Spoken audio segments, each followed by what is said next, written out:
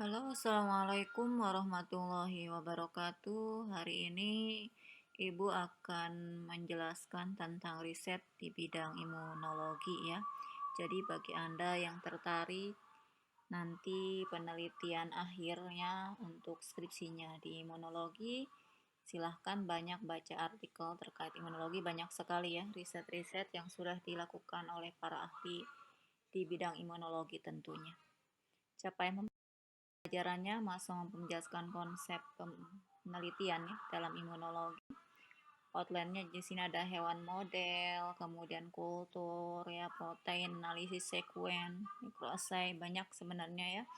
Cuman di sini ada beberapa saja yang akan Ibu sampaikan untuk diketahui, namun tidak menutup kemungkinan Anda juga harus mencari banyak sekali di artikel-artikel imunologi itu terkait dengan riset-risetnya ya. Dan luaran-luaran risetnya pun sangat menarik sekali, tentunya juga sangat berefek ya pada kesehatan.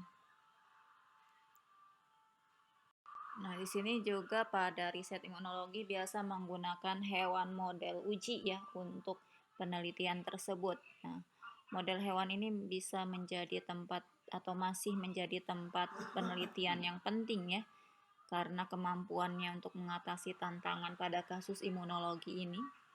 Berbagai model penelitian hewan juga digunakan untuk uji preklinis ya, sebelum masuk ke uji klinis misalnya secara in vivo ya. Contohnya model hewan kecil itu kayak tikus, marmut, hamster, ikan ya, ikan zebra, musang ya.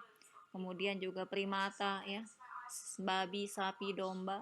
Itu beberapa hewan model uji yang biasa digunakan pada riset imunologi. Namun juga tentunya memiliki kekurangan dan kelebihan ya.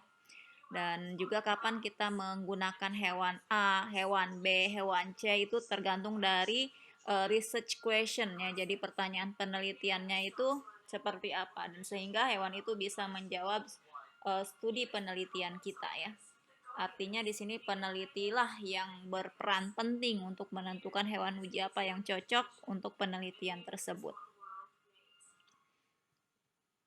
Uji juga ada kultur sel ya. Kultur sel itu aspek penting juga pada penelitian biologi dan medis untuk studi mekanisme dan evaluasi farmakon ya. Ini juga tentunya banyak digunakan oleh orang-orang biologi dan farmasi ya untuk riset-riset menggunakan kultur sel sebagai objek riset ya pada penelitian imunologi ya. Jadi biasanya pengujian berbasis sel ini studinya ya studi in vivo ya. Studi in vivo misalnya sistem kekebalan, bagian dari jaringan juga mencakup sistem seperti sistem hormon dan juga sistem syaraf ya. Di sini ada salah satu judul riset yang menarik menurut Ibu, ini salah satu contohnya ya, namun banyak sekali ya, silakan Anda cari sendiri itu di jurnal-jurnal baik nasional terindeks maupun internasional terindeks tentunya. Di sini ada judul penelitian long term culture of genome stable bipotent stem cell from adult human liver ya. Ini menurut Hodge et al. Tahun 2014. Nah, di sini resume dari judul riset ini ya. Sistem kultur yang mendukung replikasi hepatosit atau fungsi secara in vitro. Nah, pada peneliti ini sudah menunjukkan bahwa sel induk hati tikus itu LGR5+ dapat berkembang sebagai organoid epitel secara in vitro dan dapat dibedakan menjadi hepatosit fungsional secara in vitro dan in vivo. Nah, ini salah satu contohnya ya.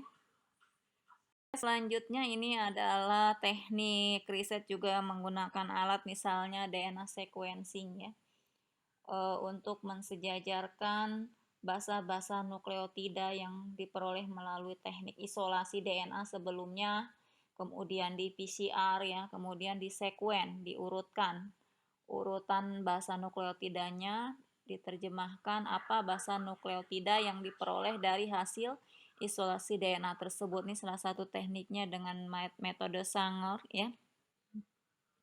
Dan ini adalah hasil dari sekuen yang sudah sequencing tersebut ada adenin, timin, guanin, sitosin, dan seterusnya sebanyak berapa pasang basanya. Ini menggunakan program komputer call ya, DNCBI. Nanti di situ ada blast ya, blast N, jadi blast nukleotida ya dari DNA yang kita peroleh misalnya dari tanaman atau dari bakteri atau dari hewan ya untuk mensejajarkan sekuen-sekuen yang kita isolasi tersebut. Ini dengan DNA sequencer alatnya. Selanjutnya juga ada microarray, DNA microarray atau DNA array ya. Di sini menggunakan probe ya, molekul DNA yang memiliki panjangnya bervariasi ya. Kemudian sampelnya DNA atau RNA ya. Di sini untuk diikat menjadi sebuah probe ya. Dapat dilihat di gambar ini ada array oligonukleotida. Nanti di sini muncul adenin, guanin, dan seterusnya. Dan ekspresi arraynya bagaimana? Pakai chip ya, oligochip namanya ini chipnya. Sampelnya biasanya dilabeli mRNA atau retrotranskrip mRNA ya, atau cDNA. Komplementari DNA ya. Nah, di sini misalnya sel kanker dan sel normal diisolasi RNA-nya ya. Kemudian masuk dilabeli dengan mRNA, messenger RNA. Kemudian yang merah ini probe fluorescent merah cDNA, dan ini adalah probe green fluorescent ya, yang sel normal. Kemudian digabungkan hibridisasi ya terhadap mikroarray, dan ini diperoleh hasilnya. Kalau kita lihat secara jelasnya seperti ini ya, akan menghasilkan warna-warna ini ya. Jadi Ibu harap Anda membuat sebuah makalah per kelompok ya. Cari silahkan mau dari stem cell, kultur sel, atau dari sekuen DNA dengan teknik-tekniknya itu mana saja. Pilih salah satu paper terbaik tentunya yang menceritakan riset-riset imunologi menggunakan teknik-teknik tadi, apakah hewan uji, apakah dengan protein misalnya, ataukah dengan DNA atau RNA, apakah menggunakan microarray tadi. Silakan dibuat kelompok, dibikin makalah, dan dikirimkan ke email Ibu tentunya. Oke, itu saja dari Ibu. Terima kasih, mohon maaf apabila ada kesalahan dan kekurangan. Ibu akhiri ya perkuliahan imunologi ini. Ini pertemuan terakhir dengan Ibu ya. Semoga sukses dan sehat selalu, jaga kesehatan. Mohon maaf apabila Ibu ada kesalahan selama ini, mohon dimaafkan. Tetap semangat ya. Terima kasih. Assalamualaikum warahmatullahi wabarakatuh.